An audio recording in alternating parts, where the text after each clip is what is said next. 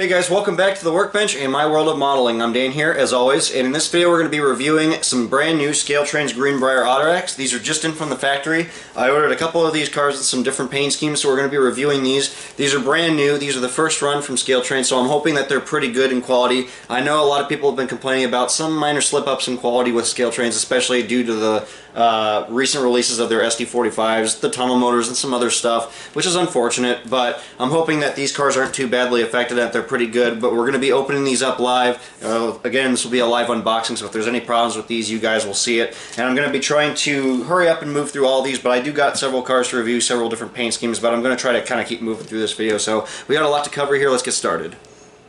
As you can tell, I ordered quite a few of these, but they usually come in these large boxes like this, and I did not order this version that's listed on the box, the Greenbrier, the white one.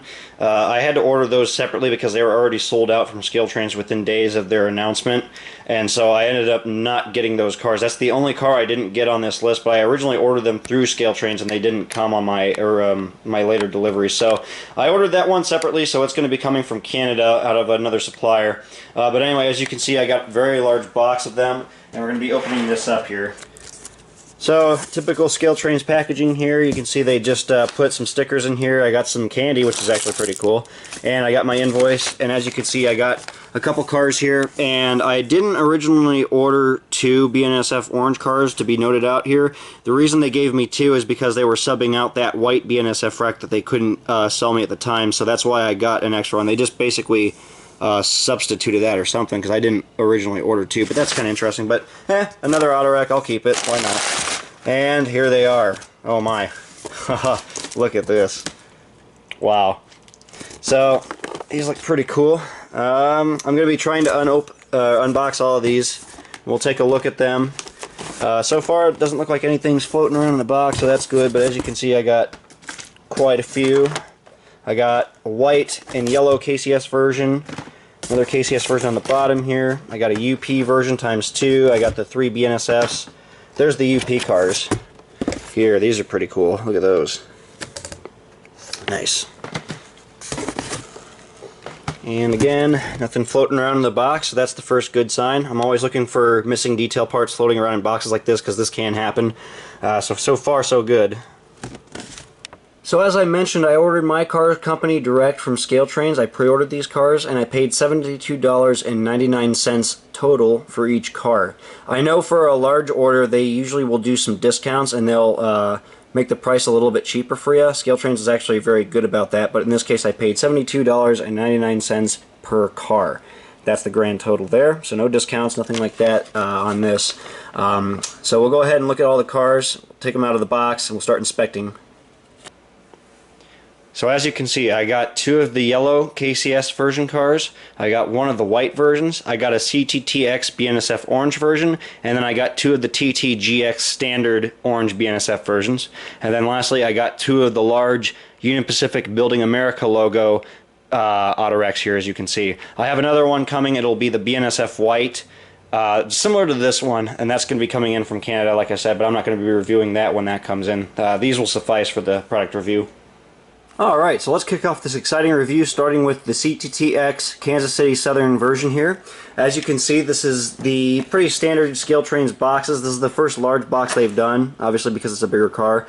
You got the nice exploded diagram, which is something I really prefer on these kinds of model boxes because it's nice if they're stacked up on shelves at train shows or hobby shops, because you can quickly identify what paint scheme you got. And then of course it has all the standard information. Has a little bit of prototype history on the back. Some details by ScaleTrains on the details of the car, which is always nice. And let's go ahead and unbox this thing here. At first glance here, I don't see any little tabs like Athearn cars or anything like that you gotta bypass or cut open, so we'll just go ahead and open this right up. This is pretty standard packaging again, and I'll just carefully slide this out, pull that out. No floating details in the box, again another good sign, so that's good. And we got our standard information card. This is going to be some detail features, different paint scheme options, some details about the car. Again, ScaleTrains specific details to the car, and then this will have the exploded parts diagram where you can see all the individual parts. This is for any kind of part identification. If you're missing any parts or anything like that, this is how you can order them. So that's pretty standard. Go ahead and set that aside. Pretty standard blister packaging here. In the pack I don't see any floating parts again, so that's good. ScaleTrains, of course, including some spare bearing caps, which is nice. And let's go ahead and open up this box here. Should just slide right off. We've got some protective covering on the top, and I'll very carefully remove this car without damaging anything, not getting caught up on anything. Alright. And again, nothing in the pack, so let's go ahead and move that aside. And there we go. We got the KCS white car right out of the box. So I've unboxed all the cars at this point, but we're going to be sticking with the KCS white car here for the main portion of the detailed version of this review, to point out all the details. But again, these are all standard cars. They all pretty much have the same details. It's just a matter of different paint schemes, so I'm going to be brushing over all the others. But if I find anything that's weird or unusual, I'll point them out as we go. But anyway, starting with the KCS car here, we have a lot of nice separately applied detail parts. We got the really cool separately applied photo etch flat panels, and these aren't warped or bulged or anything. As you can see, they're nice and flat in there, so that's a good job by ScaleTrains. I know a couple other manufacturers have had issues with that, in particular Intermountain, doing these large photo etch parts on these models. They don't usually fit very well, or they bulge or warp from temperature change, but these actually look pretty good, so that's a good sign. We have really nice separately applied ladders, really clean printing, really clean painting. According to prototype photos, everything's lining up so far. I got a photo reference of a similar car, not this exact number, but a similar paint scheme to help me kind of identify certain details too, to make sure that they're all in the correct placement. I like these jacking pads on the sides. These are really cool. This is where they put the jacks. And then you got the little pin detail. That's again a photo etched little piece. That's really cool. We got a really nice coupler lift bar with bracket. We have the ScaleTrain style long shank knuckle coupler. And then we have again the little pocket on the corner, separately applied grab irons, separately applied rods on the doors, and some very nice fine door detail here, as you can see. And again, some very crisp painting and printing on the ends. I really like all of that detail printing. It does look very nice. As we look down the side of the car, you can see the really nice detailing along the base of the car. I really love all of the printing. It's all lining up perfectly to prototype photos. I like that TTX logo too. It's really sharp. You got all the brake rigging underneath, which looks really good. We'll be looking at the underbody of the car here in a second, but we'll get to that. But this is the outer version, or the outer view of this rather, as you can see, and it looks all pretty good. You got the black CTTX patch with the number. The safety striping is placed all down the sides as well, which is realistic for modern era. And again, all the photo etch panels are in place and they look pretty good. On the opposite end of the car, the non-brake end, you can see we got a nice wealth of details again with all the separately applied grab irons, photo etch parts and everything like that. I like the little tack board there, and again, all of that printing and painting is very clean, and I'm liking these photo etch panels as well. Now, ScaleTrains is second to come out with these cars. Atlas actually came out with them first. The Atlas cars are not as detailed as the ScaleTrains cars, but one thing that I liked more with the Atlas cars that came out is they have a little bit better bolt panel detail compared to the ScaleTrains cars. On the ScaleTrains cars, the one in particular that I'm looking at here, these details are a little bit more shallow. They're more of a surface embossed detail, I guess you could say, which, you know, it doesn't look too bad. But it is a little bit less refined as compared to the Atlas car. I'm not trying to make this a comparison video saying that one car is better than the other here, though. This is solely about the ScaleTrains car. And ScaleTrains still does have these patterns right. It's still prototypical with the alignment and stuff, so they still got it right. It's just that the Atlas car has a little bit more depth to these little details. But that's just a very minor little discrepancy. I don't think it takes away anything from the model. That's more of a personal preference or an opinion by me. The roof paneling is very simple on these cars, but I think ScaleTrains did a wonderful job of executing these. The bolt head detail is absolutely spectacular, and the color metal here is so nice. It looks very realistic. It looks really like aluminum, so it's very convincing. With the car in hand here, to look at the underbody, we can see we have a wealth of underbody details. We have very fine brake piping and detailing. We have really good rib pattern detail on the underframe here. We have a really cool looking air hose and pivoting mechanism with that coupler lift bar too. It all looks really good. We have the ScaleTrain style trucks with the rotating bearing caps. We have the pad printing on the sides of the side frames, which is realistic and prototypical. And again, all that really nice brake rigging that runs all the way down the side of the car. As we look towards all the brake cylinders and everything, look at that maze of piping. That's amazing. Look at that. It's very detailed. It looks very good. Nothing's warped. Nothing's bent there. That all looks really nice. Very happy with that.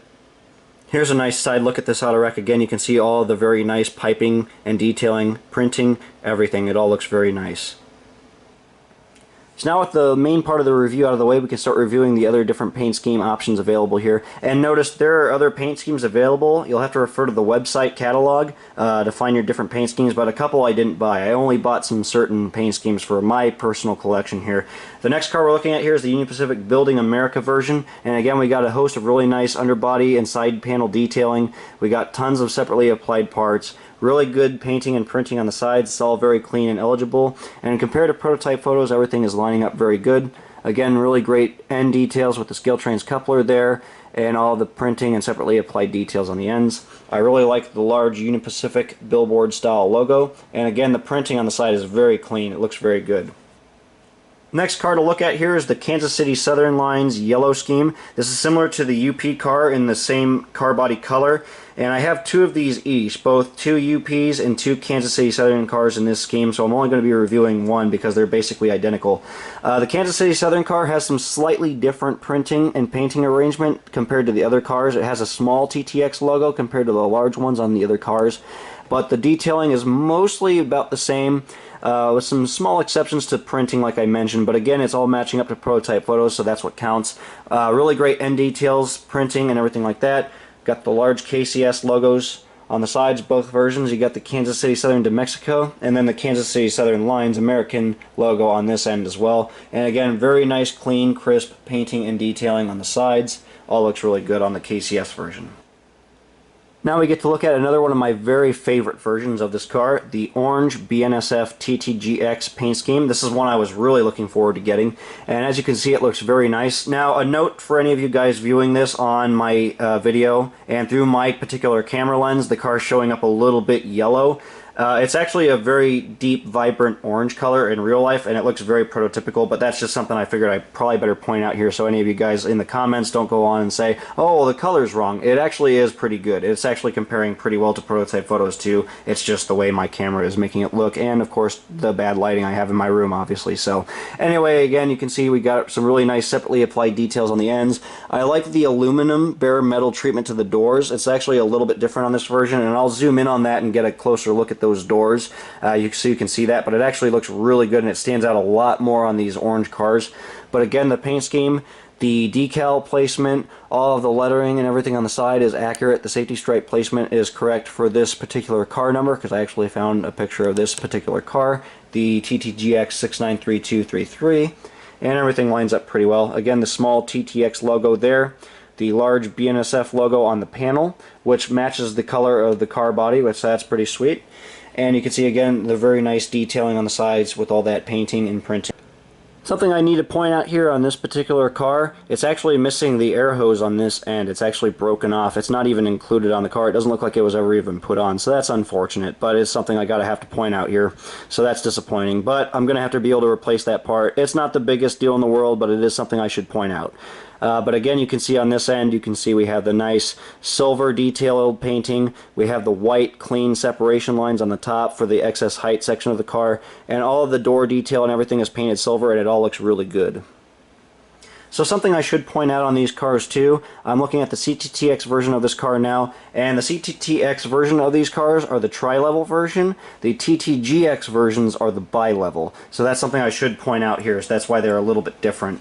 Anyway, looking at the tri-level here, the CTTX version, like I said, we got some very nice details on the ends, clean separation lines for the printing and painting. It all looks very good on the ends as well, as you can see. All the detail looks very clean and crisp. And moving down the side of the car, everything's where it should be according to prototype photos. Everything's lining up pretty well. Everything looks pretty good. Unfortunately, again, I noticed that on the TTGX version of my UP Autorack, the opposite car that I didn't review actually was missing an air hose as well. So this is the second car that's missing an air hose on one end, unfortunately. So again, something I'm going to have to point out, but just so you guys are aware of that. So in terms of performance, all of these cars track really well, they look really good, and they're very free-rolling, like I said. Now, in terms of coupler height, all of these cars are pretty good, actually, out of the box. I had an issue on the TTGX 693337 in the back here. One of the couplers was a little high according to the KD height gauge. On the KCS white version, both couplers were slightly high according to the height gauge here. The UP versions are okay, and then all the other versions are alright here. But it's something to note here, you know, with plastic couplers, this is a common thing where they can get bent, they can warp a little bit, they can, you know, get pinched, and it can affect the coupler height. You can fix these couplers, but it should be noted that with the particular cars that I have here, I am going to be changing these to Katy Longshank couplers, the scale size heads. It's nothing against ScaleTrains couplers, but it's just for my personal operation. I like to have standardized coupling, and I know a lot of you guys particularly prefer that too, but just as a note for any of you guys who aren't planning on changing the couplers and don't mind the ScaleTrains couplers, the height for the most part is pretty good on these, but some of these cars might need some minor adjustment, but it is something to be pointed out and something to look out for. So my final take on these cars is that they look very nice, they're very well detailed, the paint schemes are very nice, and they are very free rolling, they operate well, they look good. That's what counts. I'm very happy with these cars, I'm very happy that ScaleTrains has produced these, and they've done a very excellent job, so good job to ScaleTrains. Now there are some quality slip-ups and issues, and it is something you kind of got to expect with the first one from a manufacturer like that, and in this particular case, missing air hoses on the cars. But when you look at it from a distance, you know, you think that some other manufacturers have produced cars that have been completely omitting other details, have had problems with wheel gauge and other things like that. Something like a missing air hose is a very minor detail discrepancy, and I'm willing to be able to forgive them for that. I can replace those parts too, of course. But again, it's something I need to point out, and it is something that you should be aware of on these cars. Some of your models, if you decide to order some of these, might be missing an air hose, but it's something you should look out for, be aware of. But for the most part, all the cars that I have all have the air hoses. It was only 2 cars on one end, so it's something I can forgive, let it slip. That's just my personal opinion here. You know, some of you guys might be a little bit more upset about that. But for the price range, you know, I'm pretty happy with them, and they look really good. That's what matters to me. Alright guys, so that's going to do it for this cool little product review on these brand new Greenbrier Autoracks by ScaleTrains. I'm hoping that they come out with some new schemes down the road. I'm definitely looking forward to maybe seeing a CP Beaver scheme. It's a brand new scheme that's going on some of the newer runs of these Greenbrier Autoracks, so I'm hoping ScaleTrains might do that down the road because I will definitely be getting some if they do.